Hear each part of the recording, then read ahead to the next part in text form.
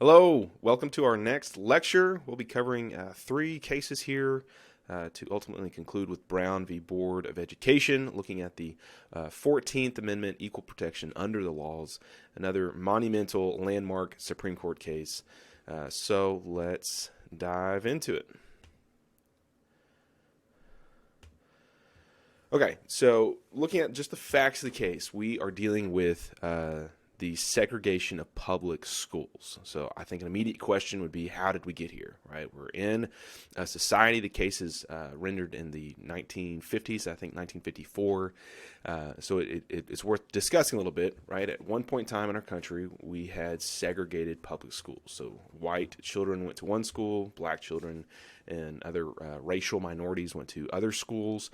And that was seen as okay, that was seen as good or otherwise allowed, even though, again, going back to the Dred Scott v. Stanford case, that's where the court, of course, reaffirmed a sort of a position that was deeply held within the country, namely that black people were not considered citizens of the United States, and it wasn't until the ratification of the 13th and 14th Amendment that we start seeing at least some legal rights afforded to minorities, racial minorities within the United States. So we're now kind of fast-forwarding to the 1950s, and it's sort of the culmination of several cases, as we'll get into. But it's worth just pausing for a moment that we're in 1950, okay, roughly 70 years ago, and the country is deeply divided still along racial lines.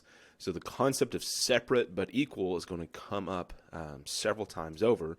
But for our purposes, and perhaps you've studied this in a little bit more depth, there was generally a divide, right, across society. There was different schools, different churches, different accommodations, different railroad cars, which we'll get to here in a moment as well. But it's worth acknowledging that, right? It's worth just considering, taking a pause, reflecting. It's not something just to gloss over. In other words, say, "Oh yeah, of course we shouldn't have segregated schools. Of course we should have integrated schools."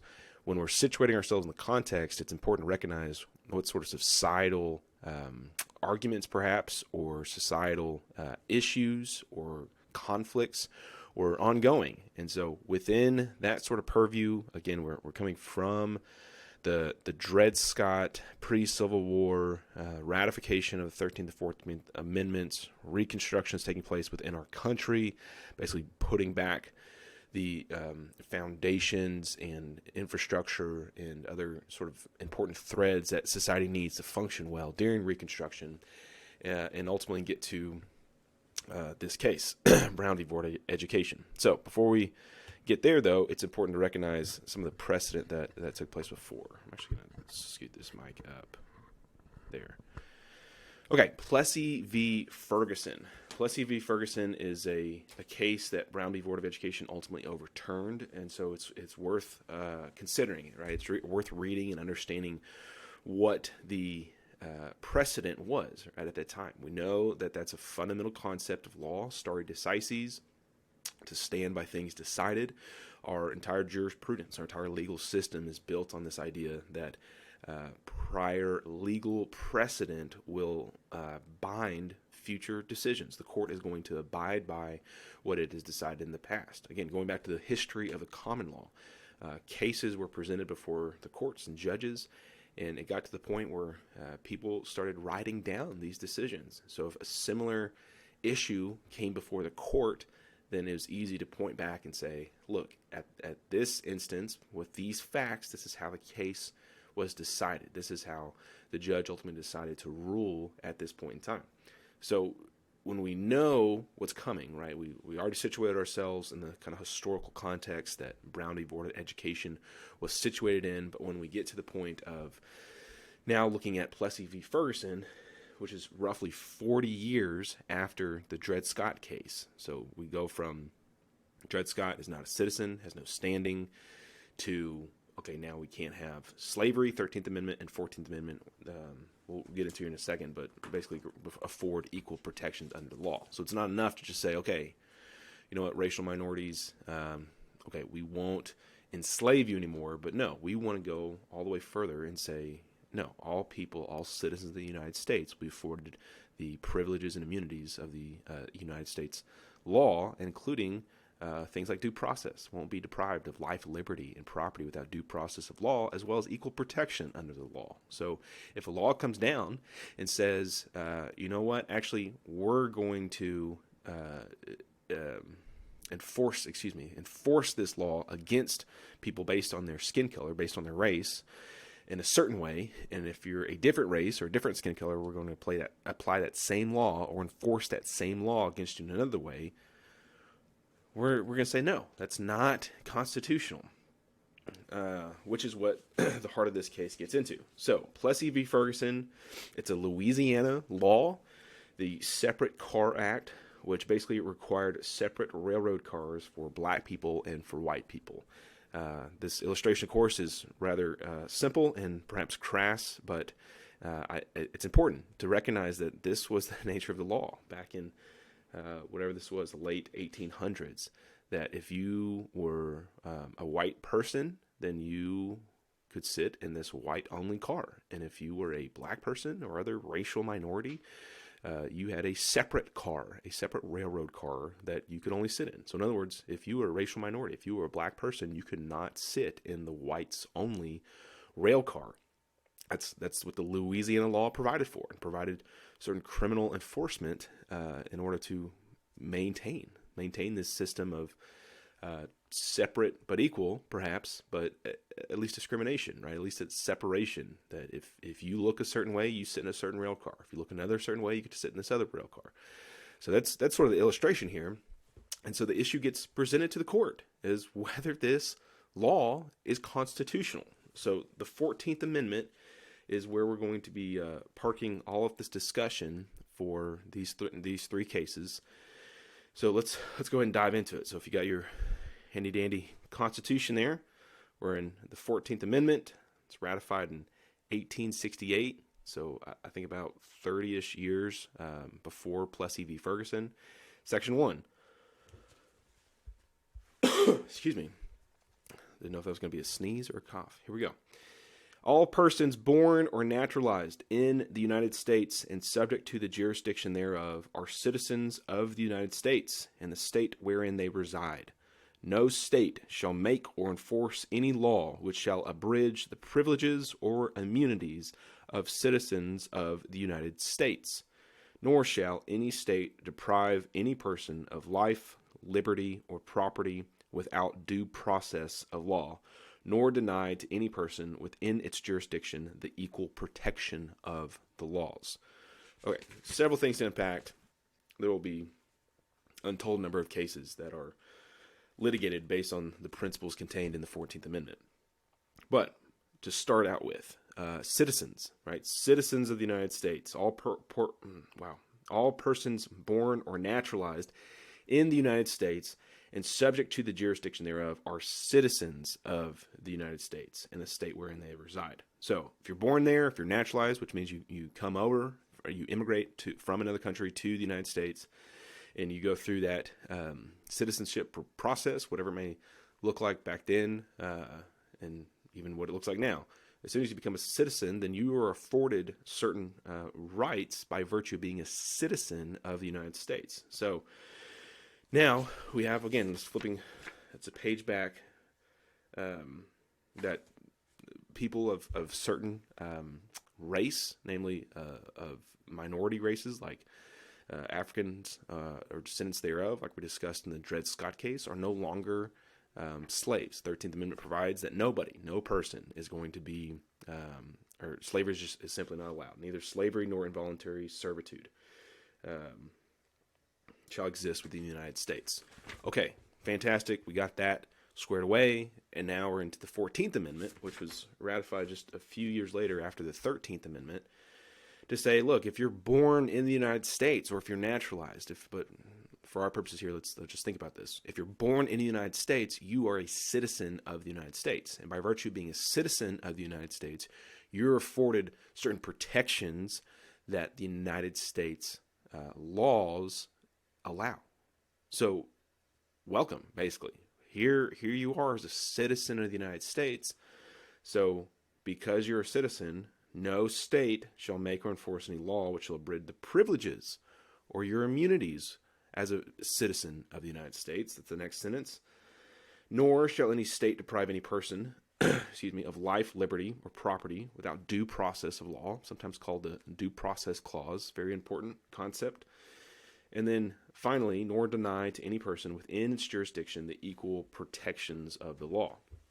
So that's the 14th Amendment, right? We're thinking about this now that we're situated in, I believe it's the late 1890s, somewhere therein. Let me flip over real quick. Yeah, 1896. And the case has now come down where a man who was apparently 7/8 Caucasian, but was still considered black under Louisiana law, chose to sit in a whites-only rail car. Okay, so he decided to sit there, violated the law. Law has its own enforcement mechanism, but we have a precedent now set in Marbury v. Madison that says, look, if a law is considered unconstitutional, the Constitution is going to win, right? It's going to reign supreme. It's the supreme law of the land. So Mr. Plessy and his legal team, of course, challenges the law as being unconstitutional, namely that it deprives equal protection under the laws. Why? Okay, you take a law, right, that says, no, let me take another step further back. You have a rail car that transports people from point A to point B. Doesn't really matter. People have the opportunity, the right to ride on that rail car. There are certain provisions, of course, that would be in place, like proper conduct or otherwise. But the laws in place should afford equal protection.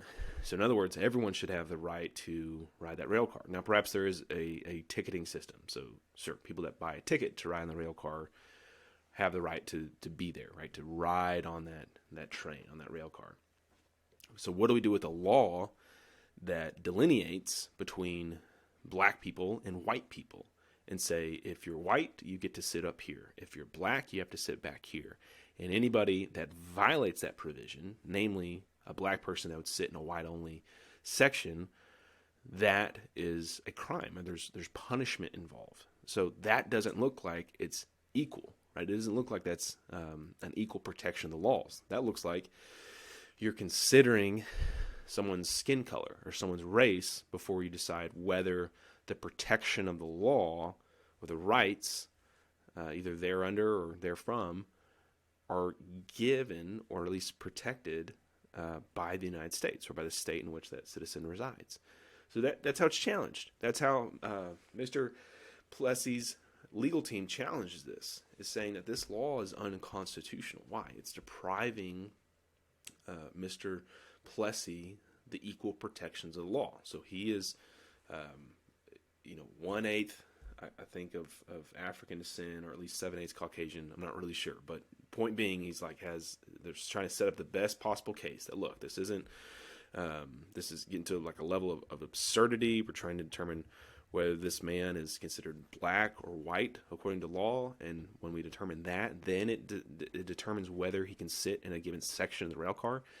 That is denying and depriving his equal protections under the law. It's violating the 14th Amendment. By virtue of violating the 14th Amendment, it is unconstitutional. It violates the Constitution, and therefore the law itself should be overturned or struck down or denied its legitimacy in light of its unconstitutionality. All right, fair enough. That's the argument. So what does the court say? What does the court look like? They go through a decent amount of analysis. They look at a decent amount of legal precedent here to look at other laws that sort of follow the same concept of separate but equal. And that's ultimately what they conclude, is that this law does not violate the 14th Amendment.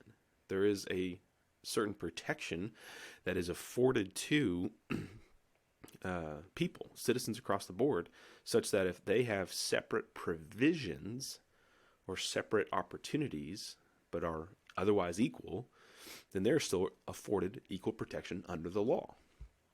This quote here: "The object of the amendment, the 14th Amendment, was undoubtedly to enforce the absolute equality of the two races," question mark there, "before the law, but in the nature of things, it could not have been intended to abolish distinctions based upon color, or to enforce social as distinguished from political equality, or commingling of the two races upon terms unsatisfactory to either.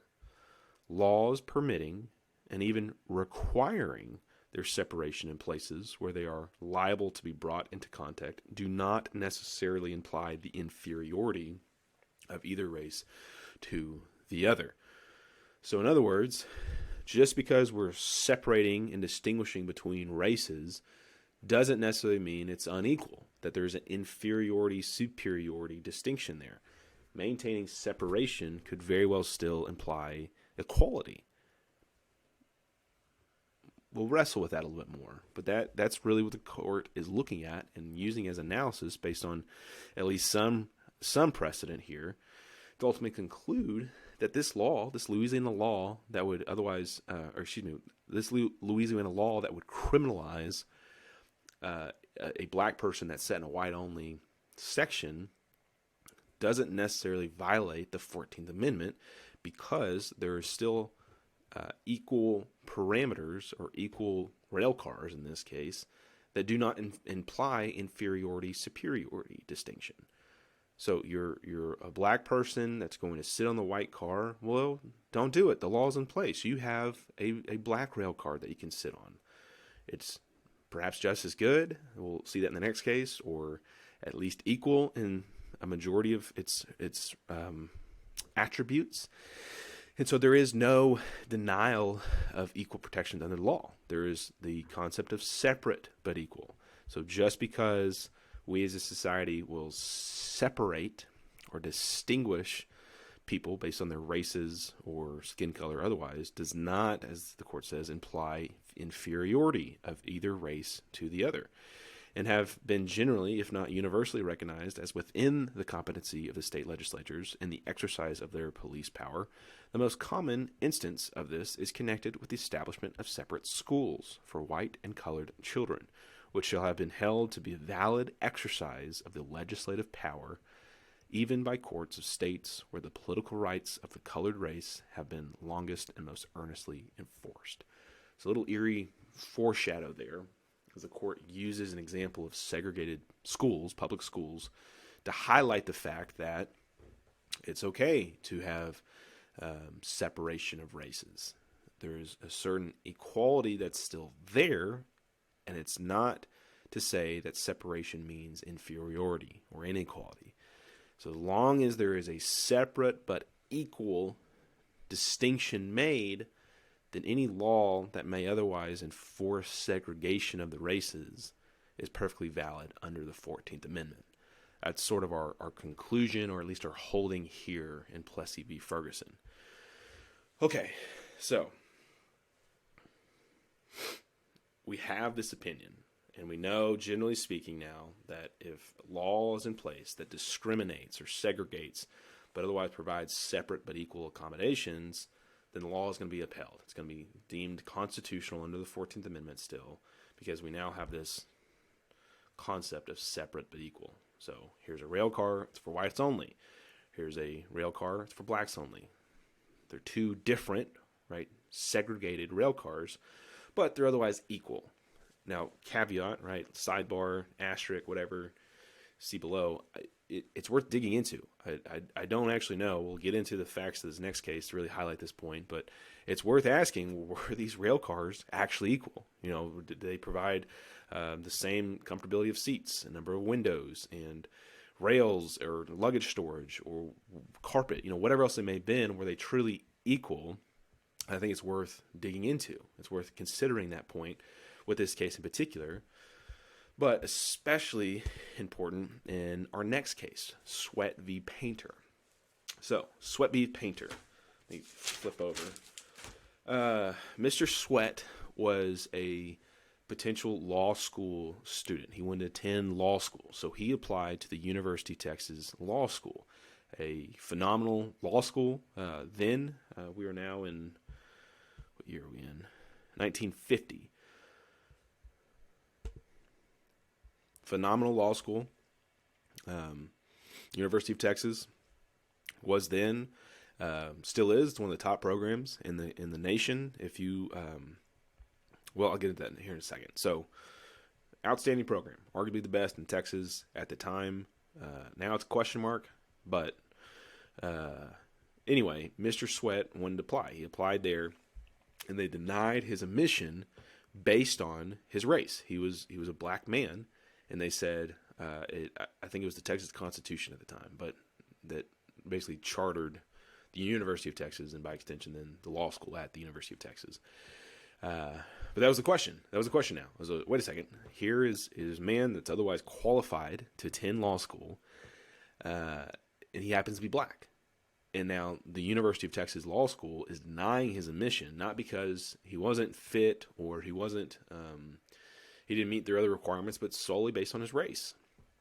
And so he challenged that denial of his admission. His legal team surrounded him, and it got all the way up to the Supreme Court through the proper procedural hoops and requirements. And again, we're looking at this concept of separate but equal. So again, we're in the 14th Amendment. We're looking at the equal protections under the law. Mr. Sweat is denied admission into law school because he's a black person. We don't even have to get into the male-female here. He's just a black person. Qualified, has every right, perhaps, to attend the University of Texas School of Law, but is denied that right because of his race. So how does the University of Texas respond? What is their argument? Well, they're basically hiding, or at least relying on, the principle of separate but equal. So they look at Plessy v. Ferguson, and they say, look, okay, yeah, we understand that there's discrimination involved. We understand there's separation. Whether it's good or bad is actually beside the point. What matters most is that there is, in fact, another accommodation. There's another law school, this separate law school that's available for black people, and it's only for black people. So if you're white and you're qualified, you get to go to the University of Texas Law School, and if you're black and otherwise qualified, you get to go to this separate law school. And so that's it, right? We can continue to discriminate and segregate our population based on race, our law school student population based on race, because we provided a separate but equal law school. We provided this additional accommodation that, sure, is not the same. It's separate. But by all means, it's equal. It's another law school. So what's the big deal, right? What's the harm now? What sort of constitutional right is being infringed in light of the Plessy v. Ferguson case? Because there is another law school that Mr. Sweat can attend. Okay. We know precedent, right? We have that to work with, separate but equal. This appears to be open shut. It's not. It's not, though. Why is it not? Well, the court looks at the actual accommodations and provisions and opportunities across both law schools. So, for example, at the University of Texas School of Law, there was 16 full-time professors with 3 part-time professors. They had 850 students attending their law school. The library contained 65,000 volumes. It's a lot of books. They had all sorts of programs that top law schools have, like law review, moot court, Order of Keefe, I believe how you say that, Keefe. I don't know. It's an honor society. Obviously, I was not in it, but it's an honor society that is for the top people, and had certain bona fides as well, like their distinguished alumni, other professors that graduated from the University of Texas School of Law, current practicing litigators and other attorneys and judges and people that were perhaps in Congress making laws. Like, there was all sorts of people that were coming out of and graduating from the University of Texas School of Law that were big names and figures within the legal community. And if there's anything that I can really share with you right now about the practice of law, it is community. It's not just academic. It's not just sort of an ivory tower discipline. By all means, involves a network of people. And so if you are in the correct or the right or the better network, you arguably have more opportunities, not only for yourself, but more favorable outcomes for your clients. That's not necessarily true, but I don't want you to think about that. I want you to think about, okay, if you attended the quote-unquote right school, there's certain bona fides in place that enable you to walk into doors and meet certain people and have certain lunches and dinners and conversations that you wouldn't otherwise have. That's almost the nature of how the legal profession works. Now, it's not to say that that's currently the case. It's not because I went to Texas A&M School of Law that I get to, win all my cases now. That's not how it works. But it is to say that there are certain things that go before me, sort of the reputation speaks for itself before I even have certain conversations. So that's what the court looks like. And right, they're looking at just the tangibles and the intangibles that the University of Texas School of Law provides. Okay, compare that to the separate law school that was for black students only. They have five full-time professors compared to UT's 16 with 3 part-time. They had 23 students compared to UT's 850. They had 16,500 volumes in their library compared to UT's 65,000. They did have a practice court, at least, this separate law school, but by no means did they have a publication. They didn't have the Honor Society. They didn't have all the other kind of resume builders that comes from law school. And there was only one alumnus that was actually admitted to the Texas bar that became a licensed attorney. So quick caveat here. If you ever think about going to law school, I put together a guide that I think would have been really helpful if I knew or if I had it beforehand. Hopefully it'd be helpful for you as well. So if you are truly interested, you get down into college a few years and you think, you know what, I really want to go to law school, reach back out to me and let me know, and I can send you that guide to law school. One of the most important things to consider is how many of their graduates actually pass the bar exam to become licensed attorneys. So if a law school has a bad program, they will not prepare students to pass the bar exam. So it's a very, very important criterion to look at, and as well as several other criteria, but for this one in particular. So kind of zooming back in, like I said, if you're interested, please let me know. Happy to provide that guide to you. But zooming back in, the court's looking at this and saying, look, here's University of Texas School of Law. It has all these books, has all these faculty. Look at its reputation, look at its alumni, and let's look at this separate law school. It's got one guy that's actually graduated and become a member of the Texas bar and became a licensed attorney. It has a very small number of students, a very small number of books in the library. This, again, there's no internet, no computer. It's how you did legal research, how you learn principles of law. We're reading these cases. So no, we're not going to say that this is equal. We're not going to say this is a equal law school. Separate, sure, but by no means is this equal. So the court, again, looks at stats here, basically, compares the two law schools, and looks at all these parameters that we just went through, compares the two side by side, and says, look, yeah, you may very well think that these are separate law schools, and they are, but by no means does separate imply equality here. Does it necessitate equality? You have this, souped up, incredible car on one end, and then you have sort of a, boxcar or streetcar thing on the other end. Are they both vehicles? Okay, sure, perhaps, but are they equal in any regard? No, by no means are they equal. Look how much better Texas law school is compared to this separate law school. So that's also ultimately their holding.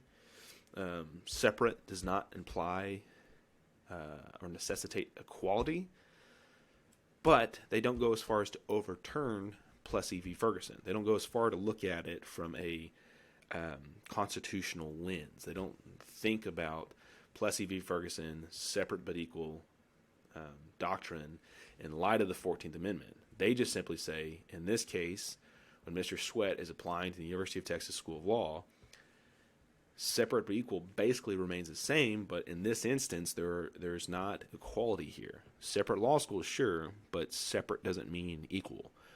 So they say he's got to be admitted to the University of Texas School of Law. They don't go as far to challenge the 14th Amendment. Actually, let me scroll over here real quick.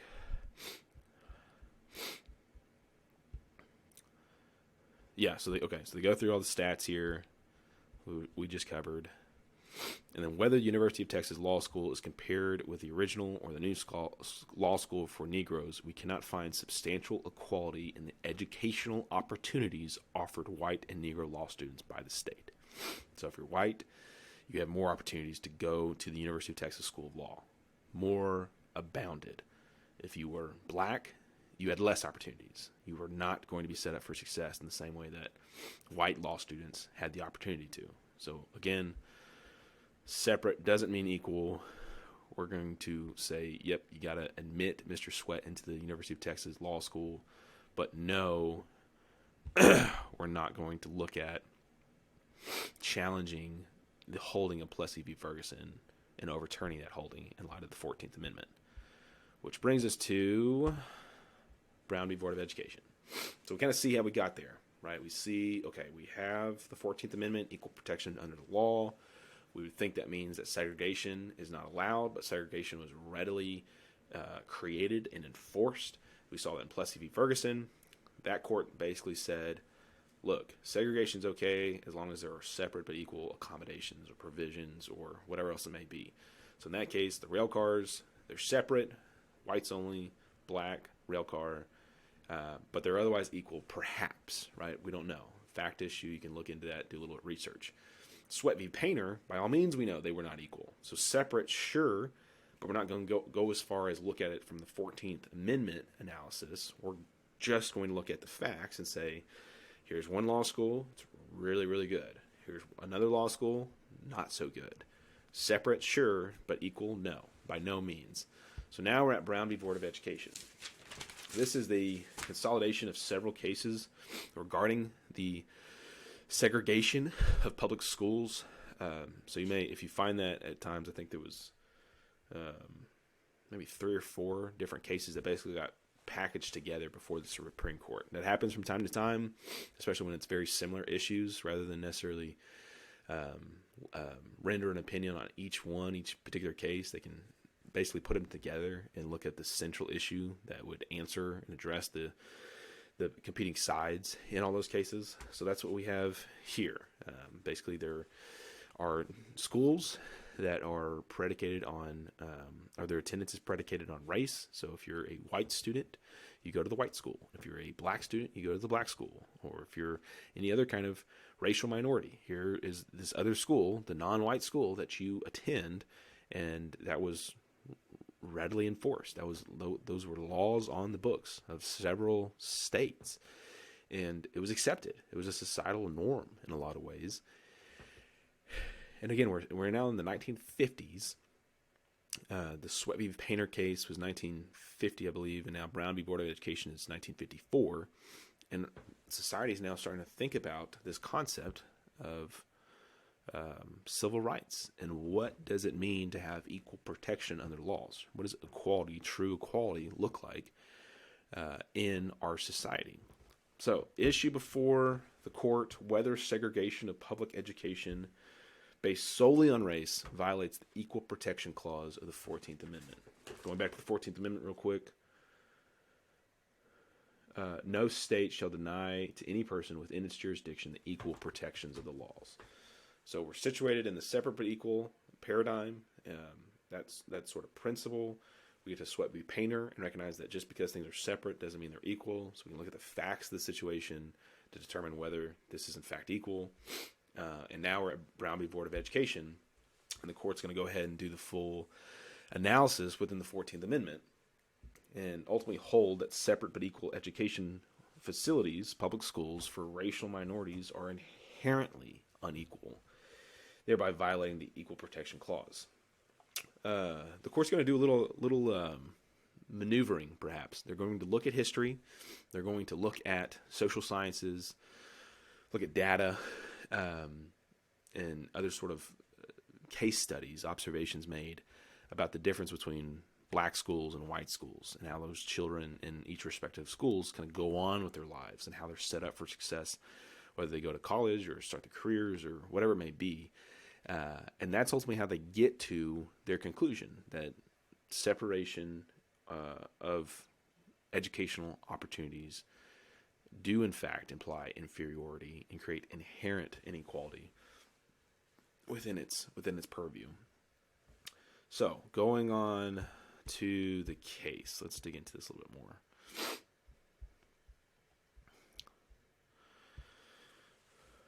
Okay, in the instant cases, so the consolidation of the several cases, let me see real quick.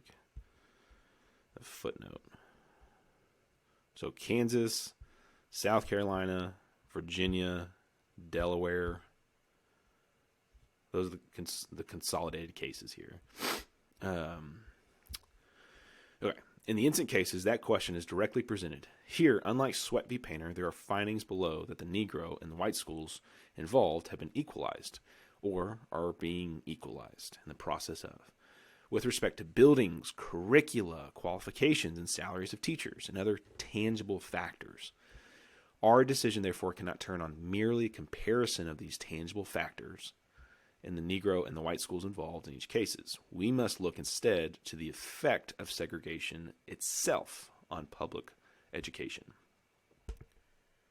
So the court makes it readily apparent that they're going to look at these intangible factors. So it's not enough just to compare the buildings, the curricula, the qualifications of the teachers, the salaries of the teachers.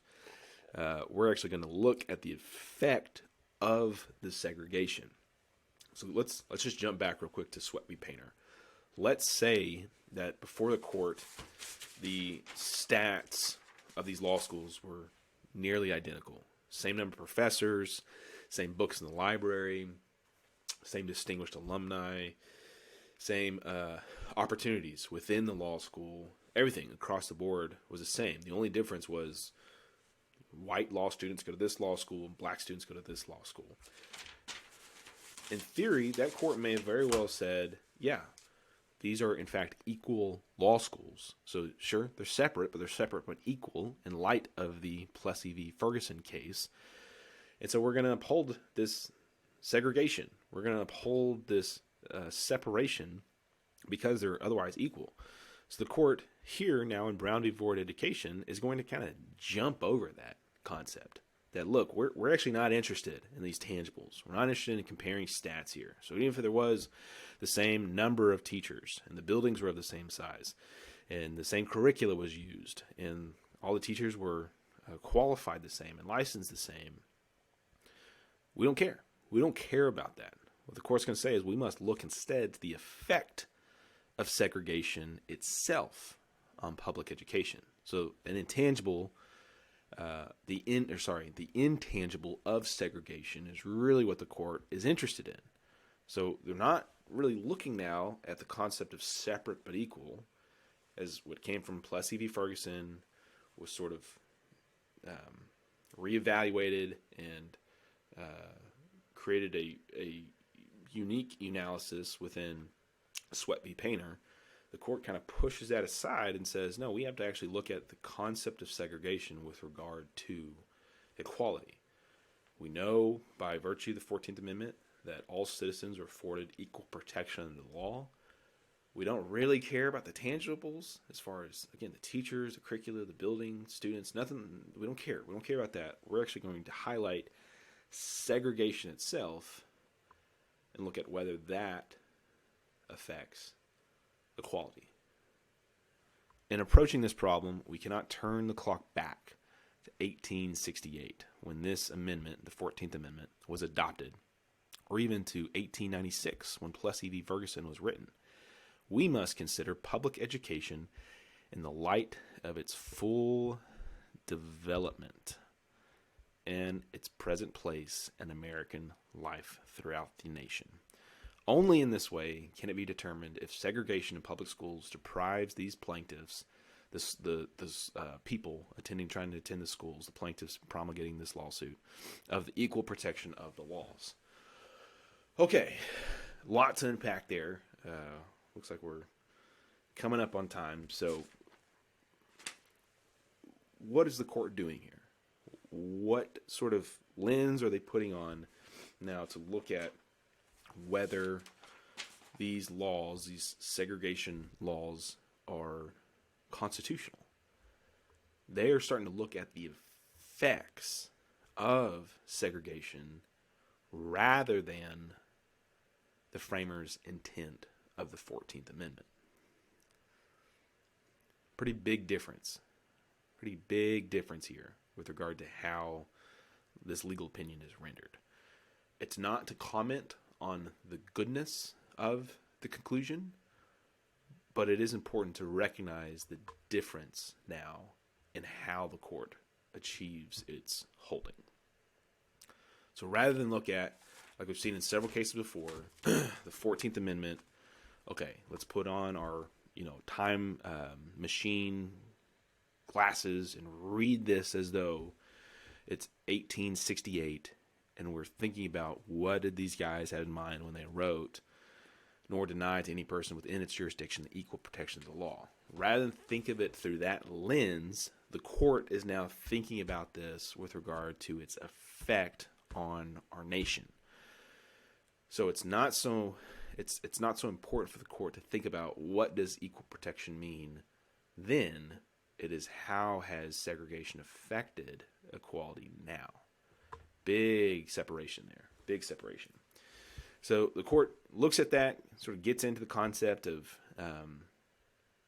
what sort of effects take place from students that are in these separate schools, and they ultimately include that by virtue of the separation, there is an inherent inequality that's present. It instills a sense of inferiority in these students that would otherwise have to go to the black school, and it's a matter of analysis, historical analysis, and perhaps even social science to arrive at that conclusion.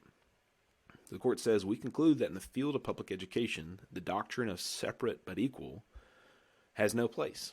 Separate educational facilities are inherently unequal. Therefore, we hold that the plaintiffs and others similarly situated for whom the actions have been brought are, by reason of the segregation complained of, deprived of the equal protection of the laws guaranteed by the 14th Amendment. This disposition makes unnecessary any discussion whether such segregation also violates the Due Process Clause of the 14th Amendment. So the court is perfectly satisfied through, what are we at? 2 pages? Yeah, 2 pages to say, look, I know we have this precedent here, namely the 14th Amendment, but as long as the accommodations are separate but equal, we're fine. And sure, if it's unequal with regard to its tangibles, then not fine. But rather than even look at that entire analysis, the court is simply going to conclude that separate education facilities are inherently unequal. And because they're inherently unequal, then any sort of separation would necessarily deprive these plaintiffs, again, the people complaining of the segregation within the public schools, of their equal protections under the law. So these laws, in other words, that enforce and regulate and require segregation, necessarily violate the Equal Protection Clause of the 14th Amendment.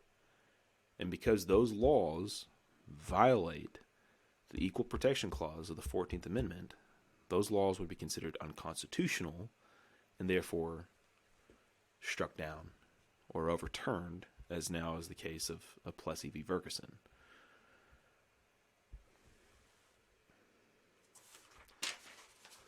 A lot to unpack there. A lot to think through. At what point in time does the court get to make that decision? Rather than look at precedent and rather look at the words as they were written, do they get to decide, well, we really need to look at the effects that the laws had on society to determine whether those laws are good or just or right. Arguably in this case, I would say the court made the right decision. We don't want to have segregated schools. I think there is a certain sense of implied inferiority. Where else do we see separation and segregation within our society? But are those separations necessarily unequal, inherently unequal, such that we would say they're bad? Arguably not, right?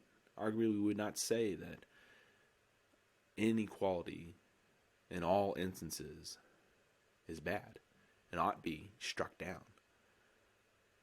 Holding equality as a virtue, holding it in the highest regard and attempting to achieve equality is perhaps where a lot of laws have gone off the rails.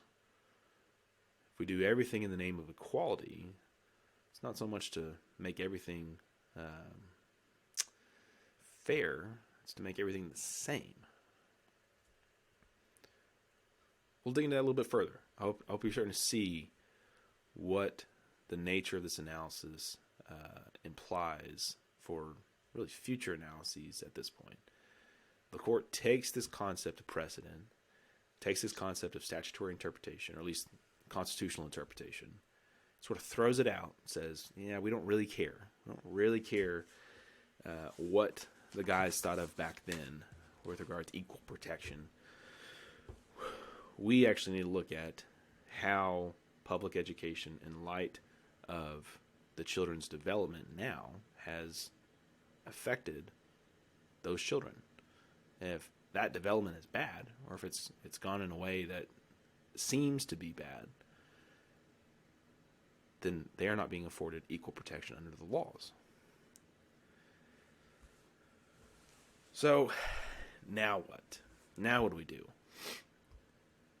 Court just struck down Plessy v. Ferguson, said basically that schools have to integrate. They can no longer be segregated. Why? Because segregation necessarily means there's inherent inequality. Inherent inequality renders a child's development skewed or otherwise delays perhaps or interferes, obstructs with a child's development. That does not afford those people, those children, the equal protections of the law. So we're going to basically do away with segregation. And again, this is 1954 in America. And that's that. That's going to be the law now. So if you read up on the history and sort of the effects of Brown v. Board of Education, you'll know there's a second case that comes out, Brown v. Board of Education 2, and I think there's a third one actually as well. But the court basically has to deal with this fallout because now there's all these questions of what, how, what do we do now? How do we implement any of these parameters here that the court just, not necessarily flippantly, but just sort of casually in about 3 pages rendered in its decision, upending all sorts of societal norms in about half the United States at this time. What are these states and how are these school boards and these Board of Education, what are they supposed to do with this law now? How are we supposed to integrate and no longer segregate our society? So that's sort of the after effect. This case is studied for a number of reasons, but it ultimately does open up the door for a new sort of way to approach the law. Rather than look at the facts of the situation in light of legal precedent, the court now gets to look at the facts of the situation and sort of interject its own conclusions, again, based on, in this case, like social science or historical analysis, rather than necessarily the framer's intent. It's just a different way to read the law and interpret the law. Because, again, going back to Marbury v. Madison, the court is here to ultimately say what the law is. So, in other words, the court should not be in a position of legislating. It should not say, okay, this is what it should be. The court is there to say what the law is. So a lot of backlash, a lot of issues that came about as a result of this case. But a very, very important landmark decision rendered by the Supreme Court. So, all that to be said, we're looking at this from the purview of the 14th Amendment, equal protection of the law. We saw Plessy v. Ferguson looks at separate but equal. So as long as accommodations or any kind of segregation is separate but equal, then it's perfectly fine. Equal protection of the law is still provided. Sweat v. Painter basically extends on that and says, look, we got to make sure these tangible components of whatever sort of segregation is occurring are in fact equal. If it's blatantly disregards any sort of attempt at equality, not going to cut it, will not be considered separate but equal.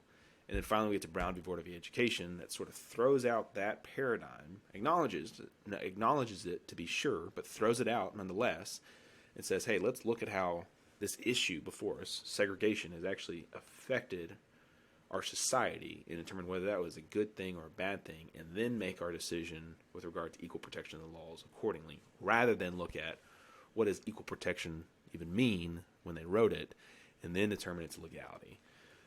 So, Brown v. Board of Education, very important case. As always, please email me with any questions you may have. Pray that you have a blessed week as you dig into more course material. I know this is probably going to get to be a very busy time in the semester, but any sort of questions, please let me know. Here to help out the best I can. And then otherwise, I'll see you next time. Have a blessed week.